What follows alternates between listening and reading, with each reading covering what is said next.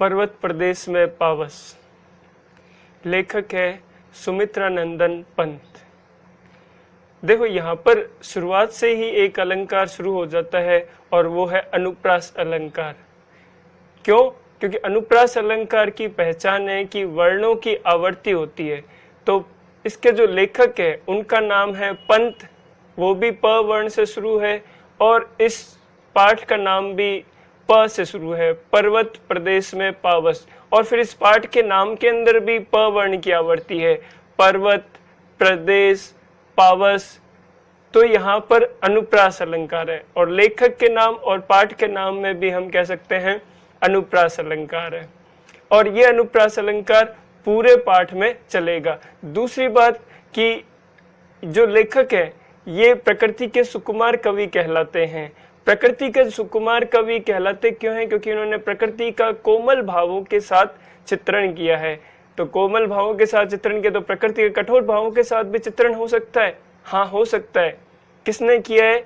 वो किया आपके जयशंकर प्रसाद ने। कैसे? क्योंकि उन्होंने प्रकृति की प्रलय का चित्रण किया है। इसीलिए कहा जाता है कि जयशंकर प्रसाद ने प्रकृति के कठोर भावों का चित्रण किया है और सुमित्रा नंदन पंत ने प्रकृति के कोमल भावों का चित्रण किया है। कोमल भावों का चित्रण करने से क्या मतलब है? कि प्रकृति की सुंदरता का वर्णन किया है, और उस सुंदरता को देखकर हमारे हृदय में क्या भाव उत्पन्न होते हैं उसका वर्णन किया गया है। इसीलिए सुमित्रा नंदन पंत को प्रकृति का सुकुमार कवि कहा जाता है। आइए इस चैप्टर में देखते हैं क्या है। पावस ऋतु थी, पर्वत प्रदेश था, पल पल परिवर्तित प्रकृति वेश। यहाँ पर भी अनुप्रास अलंकार है क्योंकि यहाँ पर प वर्ण की आवर्ती हो रही है।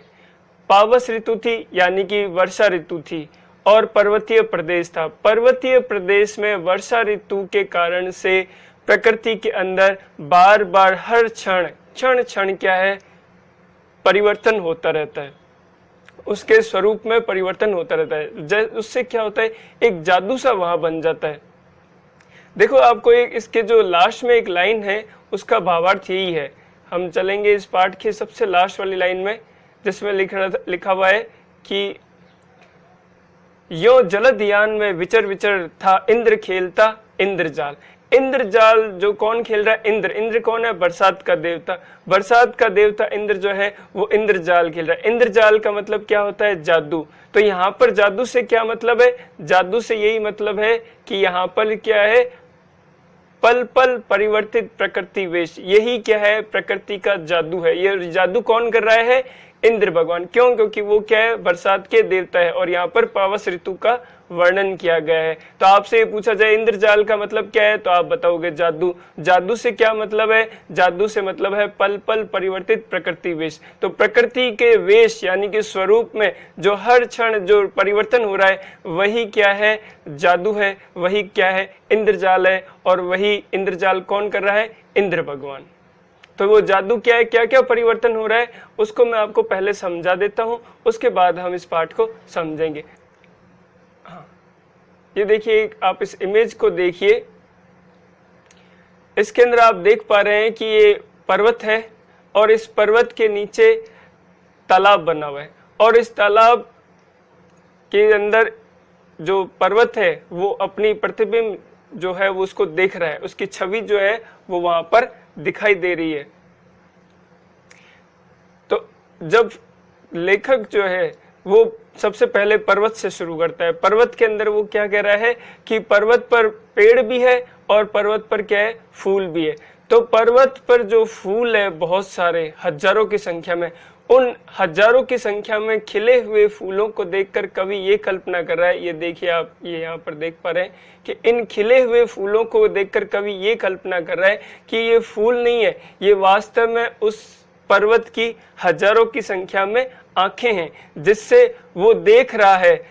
क्या देख रहा है? अपने स्वरूप को। ये देखो, ये अपना स्वरूप दिख रहा है, उसका प्रतिबिंब देख रहा है। कहाँ देख रहा है? नीचे जो दर्पण के समान फैला हुआ जो ताल है, जो तालाब है, उसके ठीक पास में, उसके अंदर जब उसका प्रतिबिंब दिखाई पड़ता है उस पर्वत का, तो कवि ये कल्पना कर रहा है कि पर्वत जो है अपने फूल रूपी आंखों से अपनी जो छवि है उसको निहार रहा है, नीचे जो तालाब है उसमें, और तालाब का पानी क्या है, शांत है, इसी वजह से वो अपनी छवि को देख पा रहा है, और जल भी क्या है, स्वच्छ और निर्मल है, जिसकी वजह से जो छवि है वो स्पष्ट दिखाई दे रही है। तो फूलों को देखकर कवि ये कल्पना कर रहा है कि वो आंखें हैं, और ताल को देखकर कवि ये कल्पना कर रहा है कि वो क्या है, दर्पण है।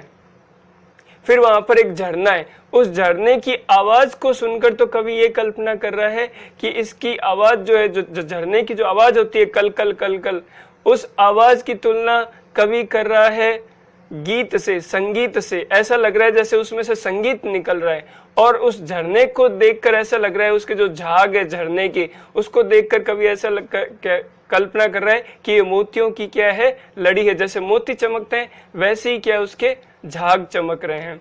उसके बाद क्या हो जाता है, वहां पर अचानक से बादल आ जाते हैं, और उन बादलों को देखकर, देखो जो ये बादल आए हुए ना, बादलों को देखकर कवि ये कल्पना कर रहा है कि ऐसे लग रहा है जैसे इस पर्वत के पर लग गए, ये देखो पर के समान लग रहे हैं, जैसे पंख लग गए, और ये अब पर्वत जो है उड़ने वाला है। जैसे ही बादल आते हैं, और जो बादल आए हैं वो चमकीले रंग के हैं, वो थोड़े सफेद है, थोड़े दुधिया है, चमकीले, ये रंग ठीक वैसा ही है जैसा कि मरकरी का होता है या पारे का होता है। तो कवि ये कल्पना कर रहे हैं कि पर्वत के पंख लग गए हैं, और वो पंख जो है उसका रंग क्या है, पारे के समान है, चमकीला। फिर थोड़ी देर में जब घटाएं जब घनी हो जाती है तो बादलों का रंग काला हो जाता है, और अब क्या है, बरसात शुरू हो गई है। जब बरसात शुरू हो जाती है तो तेज मूसलाधार बरसात हो रही है। यहाँ पर आप देख पा रहे हैं कि यहाँ पर तेज जो है वो मूसलाधार बरसात हो रही है। तो अब इन तेज पड़ती बौछारों को देखकर कवि ये कल्पना कर रहा है कि टूट पड़ा है भू पर अंबर, ये जो अंबर है, ये जो आकाश है, ये इस जमीन पर, इस धरा पर टूट पड़ा है, इसने बहुत तेज आक्रमण कर दिया है। और ये जो पानी की बौछारें हैं, इसकी तुलना कर दी जैसे कि बाणों की बौछार कर दी, जैसे धनुष से बाण छोड़े हैं ऊपर आसमान से। और ऐसा कवि क्यों कह रहा है, क्योंकि ये जो साल के जो वृक्ष हैं, ये देखो ये वृक्ष है, जब वृक्ष के ऊपर हम सामान्य रूप से प्रकृति में देखते हैं कि वृक्ष के ऊपर जब पानी की बौछार होती है तो वृक्ष क्या करता है, उसकी जो पत्तियां होती है वो स्वतः ही क्या है, सिकुड़ जाती है, और पानी की बौछार के भार से उसकी जो डाली है पर्वत, उसकी पेड़ की, वो भी क्या है, झुक जाती है। तो उस झुकी हुई डालियों को और उन सिकड़े हुए पत्तों को देखकर कवि ये कल्पना कर रहा है कि ये साल के वृक्ष है, वो डर गए हैं, वो जो आक्रमण हुआ है उसकी वजह से वो डर गए हैं, और डर कर वो धरा में क्या है, जमीन में थोड़े से धंस गए, उनकी जो हाइट है, उनकी जो ऊंचाई है वो बहुत कम हो गई है। और फिर जब बरसात जब समाप्त हो जाती है तो वहां पर क्या है, धुंध हो जाती है। आपने देखा होगा जब थोड़ी सी हरियाली होती है और बरसात हो जाती है, उसके बाद क्या होता है, वहां पर धुंध जैसा हो जाती है। उस धुंध को देखकर, जो कि ये जो ताल है, इस ताल के आसपास खूब सारी धुंध हो जाती है, तो कवि कहता है कि जो ताल है या जो तालाब है उसमें आग लग गई है और उसका ये धुआं है। देखो पानी में कभी आग नहीं लगती, ये दोनों एक दूसरे के विपरीत है।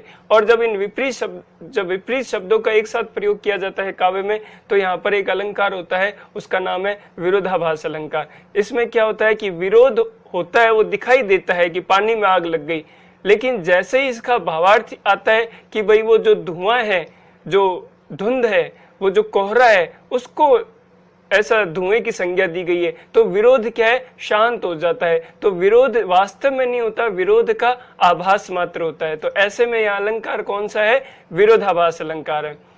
फिर ये जो पेड़ है, इन पेड़ों को देखकर कवि क्या कल्पना कर रहा है कि ये उच्चाकांक्षाओं के प्रतीक है। उच्चाकांक्षा मतलब इस पर्वत की बड़ी बड़ी इच्छाएं हैं, क्योंकि पेड़ जो हैं, इनकी जो हाइट है, इनकी जो ऊंचाई है वो बहुत ज्यादा है, क्योंकि पर्वतीय क्षेत्र में जो पेड़ होते हैं वो बहुत ऊंचे ऊंचे होते हैं। तो इन ऊंचे पर्वतों को देखकर कवि ये कल्पना कर रहा है कि वास्तव में ये क्या है, ये उस पेड़ की उच्चाकांक्षाएं हैं जो उसके हृदय से निकल रही हैं। क्योंकि जो आकांक्षाएं होती है वो हमेशा ही क्या बड़ी होती है, हम अपने बारे में हमेशा ही क्या है, बड़ा सोचते हैं। तो ये भी क्या है, उच्च आकांक्षाओं के प्रतीक हैं। फिर कवि ये कह रहा है कि ये जो बादल है जिसके माध्यम से इतना कुछ प्रकृति के अंदर परिवर्तन हो रहा है, क्योंकि झरने का निर्माण भी क्या है, पानी से हुआ। पानी कहाँ है, बादल से। और उस ताल का निर्माण भी झरने के पानी से हुआ है। तो ये भी पानी कहाँ से है, बादल से आया है। जो फूल पेड़ पौधे सब कुछ है ना, उसका कारण क्या है, वो पावस ऋतु है, वो बादल है। तो ये कवि ये कह रहा है कि इस अपने बादल रूपी यान पर, ये देखो ये बैठा है, इंद्र भगवान के बारे में कह रहा है कि अपने बादल रूपी वाहन पर, जैसे हमारे मोटरसाइकिल पर बैठ के हम इधर उधर जाते हैं, विचरते हैं, घूमते हैं, वैसे ही कवि कल्पना कर रहा है कि इंद्र देवता है वो बादल रूपी अपनी जो मोटरसाइकिल है, जो वाहन है, जो यान है, उस पर इधर उधर घूम घूम कर इस प्रकृति के अंदर उसके स्वरूप में परिवर्तन कर रहा है। तो ये एक इंद्रजाल के समान लगता है, एक जादू के समान लगता है। देखो इंद्रजाल का मतलब क्या है, जादू, और जादू का मतलब क्या है, पल पल परिवर्तित होती प्रकृति की सुंदरता। प्रकृति की सुंदरता में जो हर क्षण परिवर्तन आ रहा है। क्या परिवर्तन आ रहा है कि देखो पहले तो ये पेड़ थे और ये फूल थी, फिर उसके बाद बादल आए, बादल ने बरसात की, बरसात के बाद धुआं उठा, फिर ये झरना हुआ, ये ताल हुआ। इन सभी प्रकृति के अंदर जो तत्व है, इन सभी का निर्माण और इसमें जो परिवर्तन है वो किसकी वजह से हो रहा है, इस इंद्र देवता के जो वाहन है उसकी वजह से हो रहा है। तो इसीलिए कवि ने कहा है कि इंद्र खेलता इंद्रजाल। तो ये इन शॉर्ट में ना आपको ये पूरी की पूरी कविता इस चित्र के माध्यम से मैंने समझा दी। तो देखो कवि कह रहा है, पावस ऋतु थी, पर्वत प्रदेश था, पर्वतीय क्षेत्र है, पावस ऋतु है यानी कि वर्षा ऋतु है, पल पल परिवर्तित प्रकृति वेश। इसका मतलब हो गया कि प्रकृति की जो सुंदरता है उसमें बार बार क्या परिवर्तन हो रहा है। कभी ये सुंदरता दिखाई देती है, कभी बरसात की सुंदरता है, कभी बरसात के बाद जो धुआं उठता है उसकी सुंदरता है, कभी उस पर्वत की खुद की सुंदरता है, कभी उस झरने की सुंदरता। ये जो अलग अलग सुंदरता जो दिखाई दे रही है प्रकृति की, ये जो हर क्षण जो परिवर्तन है, इसी के बारे में कवि बात कर रहा है। फिर पहले ये देखो पर्वत के बारे में कह रहा है, पर्वत कैसा है, मेखलाकार पर्वत अपार। मेखलाकार का मतलब होता है करघनी के समान। करघनी का मतलब आप देखो इस चित्र के अंदर जो लिखा हुआ है उसके पीछे आप बैकग्राउंड में देखो पर्वत है, इसमें पहले हाइट है और फिर क्या है, उसमें ढलान है। ये जो आकृति जो त्रिभुजाकार पीछे आप दिखाई दे रही है आपको, उसी को क्या कहते हैं, मेखलाकार पर्वत है। ये मेखलाकार आकृति है और इसी मेखलाकार आकृति की क्या है, पर्वत है। अपार, अपार का मतलब जिनका कोई पार नहीं है, बहुत बड़े बड़े पर्वत हैं, बहुत बड़ा पर्वत है। और अपने सहस्त्र द्रग सुमन फाड़। सहस्त्र का मतलब होता है हजारों, द्रग का मतलब है आंखें, सुमन का मतलब है फूल। तो अपने फूल, हजारों फूल रूपी आंखों से आंखें फाड़ फाड़ के क्यों कहा, क्योंकि फूल क्या है, खिले हुए हैं। उन खिले हुए फूलों को देखकर कवि ये कल्पना कर रहा है कि जो पर्वत है वो अपने आंखें फाड़ फाड़ कर देख रहा है, अवलोक रहा है। अवलोकने का मतलब होता है देख रहा है बार बार।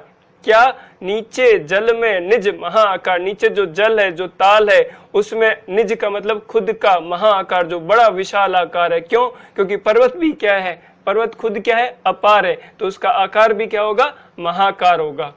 और देखो ताल के बारे में, उस ताल के बारे में क्या बात कही गई है, जिसके चरणों में पला ताल, दर्पण सा फैला है विशाल। वो जो ताल है वो विशाल है और विशाल दर्पण के समान फैला हुआ है। कहाँ, किसके चरणों में, पर्वत के चरणों में। और वो पला भी कहाँ है, उस पर्वत के चरणों में। ऐसा क्यों कहा गया है कि जो ताल है उसको पाल पोस के पर्वत ने बड़ा किया है। इसलिए ऐसा, इसलिए कहा गया है क्योंकि जो बरसात होती है तो बरसात की वजह से पर्वत के ऊपरी क्षेत्र में ज्यादा बरसात होती है, तो वहां पर क्या एक छोटी सी झील का निर्माण हो जाता है और उस झील का पानी जब नीचे गिरता है तो वो झरने का रूप ले लेता है और उस झरने से ही उस ताल का निर्माण हुआ है। तो चूंकि पर्वत के ऊपर जो झील है उसकी वजह से उस ताल का निर्माण हुआ है, इसीलिए कहा गया है कि उस पर्वत ने उस ताल को क्या है, पाला है। कहा, अपने चरणों के नीचे का क्यों कहा गया है, चरणों के नीचे का इसलिए कहा गया है कि अपने संरक्षण में उसकी देखभाल भी कौन कर रहा है, वो पर्वत ही कर रहा है। उसकी रक्षा भी कौन कर रहा है, वो पर्वत कर रहा है। और उसे पाल पोस के बड़ा भी किसने किया है, उस पर्वत ने किया। इसलिए कहा गया है पाला है चरणों में। हाँ, फिर आगे देखो क्या है, अब उस झरने के बारे में कहा गया है, झरने की जो आवाज है उसको सुनकर कवि क्या कल्पना कर रहा है कि गिरी का गौरव गाकर झरझर मद में नस नस उत्तेजित कर। गिरि के गौरव का गान कर रहे हैं, वो जो पर्वत है उस पर्वत के गौरव का, यश का गान कर रहा है। क्यों यश का गान कर रहा है, ऐसा क्यों कहा? क्योंकि पर्वत क्या विशाल है, महान है, उसकी एक महिमा है, उस महिमा का गान कर रहा है। कौन? वो निर्झर। निर्झर का मतलब झरना। वो जो झरना है वो उस विशाल जो पर्वत है उसके गौरव का क्या है, गान कर रहा है। जब वो झरने की जब आवाज सुनता है लेखक या कवि, तो वो उसको ऐसा लग रहा है, ऐसी कल्पना कर रहा है कि ये क्या है, संगीत है। और इस संगीत में किसकी आवाज सुनाई देती है? पर्वत के गौरव के गान की आवाज सुनाई देती है। और उसको जब सुनता है लेखक या कवि तो उसकी नस नस उत्तेजित हो जाती है, यानी कि वो उसको सुनकर क्या है, वो मद में गा रहा है। वो जो झरना जो है, वो जो गीत गा रहा है, वो नशे में गा रहा है, वो अपने मस्ती में उस गीत को गा रहा है। और उसको सुनकर क्या है, जो लेखक है वो खुद भी क्या है, उस नशे के अंदर सराबोर हो जाता है, वो भी उससे अपना एकाकार कर लेता है। और वो झरना जो है वो दिखने में कैसा है? मोती की लड़ियों से सुंदर झरते हैं झाग भरे निर्झर। वो जो निर्झर है, कौन? झरने, वो झाग से भरे हुए हैं। उन झाग से भरे हुए जो झरना है, वो जो झाग से भरा हुआ, उन झाग को देखकर कवि कल्पना कर रहा है कि ये ऐसे है जैसे कि मोतियों की लड़ी है, यानी कि मोतियों की कोई माला है, क्योंकि वो जब मोती चमकते हैं और वो जो पानी की बूंदे भी क्या है, चमक रही है। इसीलिए कवि दोनों की तुलना कर रहा है।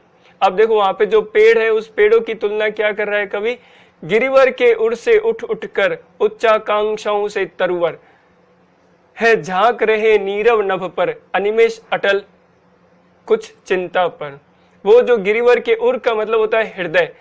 जो पेड़ है वो कहां से निकल रहे हैं? पर्वत से। तो कवि ऐसी कल्पना कर रहा है कि पर्वत के हृदय से वो उग के बाहर आए हैं, और वो किसका प्रतीक है? उस पर्वत की उच्चाकांक्षाओं के प्रतीक है। जैसे उच्चाकांक्षाएं उच्च होती है, वैसे ही जो पेड़ है वो भी क्या है? उच्च है, बहुत बड़े बड़े हैं। और वो झांक रहे हैं, वो देख रहे हैं, पेड़ देख रहे हैं किधर की तरफ? नीरव नभ पर। नभ का मतलब है आकाश, नीरव का मतलब होता है शांत, रव का मतलब होता है शोर, और नी का मतलब नहीं। जहां शोर नहीं है यानी कि शांत, नभ में वो देख रहे हैं। अनिमेष, अनिमेष का मतलब होता है बिना पलकें झपकाए, अटल बिना टले, पर कुछ चिंता पर। लेकिन वो कुछ चिंता के माध्यम से, चिंता ऐसा लग रहा है जैसे वो चिंता कर रहे हैं, और किधर देख रहे हैं? ऊपर आकाश की तरफ देख रहे हैं। अब देखो आगे क्या कर रहे हैं? उड़ गया अचानक लो भूधर, फड़का अपार पारद के पर। अब जैसे ही बादल लाए, वो चिंता कर रहे थे, पहले ही कहते तो चिंता क्यों कर रहे थे? उस आकाश की ओर देख करके उन्होंने देख लिया बादल आ गए हैं, उन बादलों को देखकर चिंता करने का क्यों कहा है, उसके बारे में थोड़ा अभी आगे बताता हूं। देखो, जैसे ही पर्वत के पास में बादल आए तो कवि ने ये कल्पना कर दी कि उसके पंख लग गए हैं। जैसे कि अभी मैंने आपको चित्र के अंदर बताया था कि वो, ये देखो आप, दो पंखों के समान लग रहे हैं ना, जैसे पर्वत के पंख आ गए हैं। पारद का मतलब होता है जो आपके मरकरी है, जो पारा है, उससे बने हुए। क्यों? क्योंकि वो अभी चमकीले। फिर जैसे ही वो घने होंगे तो बरसात शुरू हो जाएगी। जब बरसात शुरू हो जाएगी तब क्या होगा? आप देखो, जब बादल आए हैं, देखो पहले जब बादल आए तब क्या हुआ? उस बादलों के पीछे जो है वो झरना जो है वो छिप गया, इसीलिए कहा है। और लेकिन उसका झरने की जो कलकल की जो ध्वनि है, वो ध्वनि तो दिखाई दे रही है, लेकिन बादलों के पीछे वो झरना है वो दिखाई देना बंद हो गया, वो छिप गए। इसीलिए कवि कह रहा है रव शेष रह गए हैं निर्झर। निर्झर का मतलब होता है झरना। झरने का क्या है? रव। रव का मतलब होता है शोर। शोर यानी कि यहाँ पर संगीत से मतलब है। वो जो झरने का जो संगीत है अब वही शेष रह गया, वही बाकी रह गया है। झरना तो दिखाई देना बंद हो गया है क्योंकि वो बादलों के पीछे आ गया है। अब क्या होता है? बादलों से बरसात शुरू होती है। जैसे ही मूसलाधार तेज बरसात शुरू होती है तो कवि कल्पना कर रहा है टूट पड़ा भू पर अंबर। जैसे कि इस भू पर, जमीन पर, इस पृथ्वी पर क्या है? अंबर, यानी कि आकाश टूट पड़ा है, उसने आक्रमण कर दिया है। वो तेज जो बौछारें जो आ रही है उसको देखकर कवि ये कल्पना कर रहा है कि जैसे बाणों की बरसात कर दी है अंबर ने इस धरा पर, और फिर क्या हुआ? धस गए हैं धरा में सभय शाल। सभय का मतलब होता है भय के साथ। सभय का मतलब होता है भय के साथ। तो देखो पहले वो चिंता परक ऊपर आसमान की ओर देख रहे थे, उन्हें इसी बात की चिंता थी कि वो आक्रमण होगा और उन्हें डर लगेगा। और ये सभय भय के साथ शाल के वृक्ष है वो धरा में धस गए। ऐसा क्यों कहा गया कि मैंने बताया था आपको, जैसे ही बरसात शुरू होती है पेड़ पौधे जो होते हैं वो अपनी पत्तियों को क्या करते हैं, सिकोड़ लेते हैं, और बरसात का जो पानी है उसके वेग से उनकी जो डालें हैं वो झुक जाती है। तो इस दृश्य को देखकर कवि ये कल्पना कर रहा है कि जैसे वो शाल के वृक्ष है वो डर गए हैं, वो भय सहित क्या है, धरा में धस गए, उनकी ऊंचाई भी क्या है अब थोड़ी कम हो गई है। तो इसीलिए कवि ने यहाँ पर कहा है धस गए हैं धरा में सभय शाल। अब उसके बाद जब बरसात समाप्त हो चुकी है उसके बाद प्रकृति में क्या परिवर्तन आया है, उठ रहा धुआं जल गया ताल, कि जैसे ही बरसात समाप्त हुई तो वहां पर क्या है, धुंध छा गई, कोहरे जैसा हो गया, नमी की वजह से पेड़ पौधों के आसपास क्या हो गया, धुंध जैसा हो गया। तो जो ताल के आसपास जो पेड़ पौधे थे, तो कवि देख रहा है कि जो तालाब है उसके आसपास जो है वो धुआं ही धुआं हो गया। तो कवि अब क्या कल्पना कर रहा है, उठ रहा धुआं जल गया ताल, ताल में क्या है, आग लग गई है और वहां से अब धुआं उठ रहा है। तो देखो पानी में कभी आग नहीं लगती, पानी और अग्नि दोनों एक दूसरे के विलोम है, और जहां कहीं पर भी विलोम शब्दों का प्रयोग होता है तो वहां पर अलंकार होता है विरोधाभास अलंकार, कि विरोध का आभास मात्र होता है, वास्तव में विरोध होता नहीं। क्योंकि जैसे ही हम इसका अभिप्राय स्पष्ट करेंगे, भावार्थ स्पष्ट करेंगे कि वो धुआं नहीं है, वास्तव में वो क्या है, नमी है, कोहरा है, धुंध है, उसको कवि ने धुआं कह दिया है, तो वो विरोध क्या है, शांत हो जाता है। तो विरोध का आभास मात्र होने की वजह से यहाँ पर अलंकार कौन सा है इस लाइन में, विरोधाभास अलंकार है। फिर आगे देखो क्या कह रहा है, यो जलद यान में विचर विचर था इंद्र खेलता इंद्रजाल। इस प्रकार जलद, जलद का मतलब होता है बादल, बादल रूपी यान पर, यानी कि अपनी मोटरसाइकिल कह दो, अपना जो वाहन है, इंद्र देवता अपनी बादल रूपी मोटरसाइकिल पर इधर उधर घूम रहे। विचरने का मतलब है, विचर विचर का मतलब है घूम घूम कर, अपने जो बादल रूपी जो यान है उस पर इंद्र देवता इधर उधर घूम घूम कर इंद्र खेलता इंद्रजाल। वो इंद्र क्या खेल रहा है, इंद्रजाल। इंद्रजाल का मतलब है जादू, जादू का मतलब क्या है, पल पल परिवर्तित प्रकृति वेश। ये जो प्रकृति के अंदर जो बार बार हर क्षण क्षण में जो प्रकृति के जो स्वरूप में परिवर्तन हो रहा है, कि कभी धुआं लग रहा है, कभी ऐसा लग रहा है कि आकाश भू पर टूट पड़ा है, ये जो प्रकृति के अंदर जो परिवर्तन है ये कौन कर रहा है, इंद्र देवता। किसके माध्यम से, अपने जलद यान, बादल रूपी यान के माध्यम से इधर उधर घूम घूम कर। तो इस प्रकार कवि ने जो प्रकृति का चित्रण किया है। मुझे आशा है आपको ये बात समझ में आ गई होगी। धन्यवाद।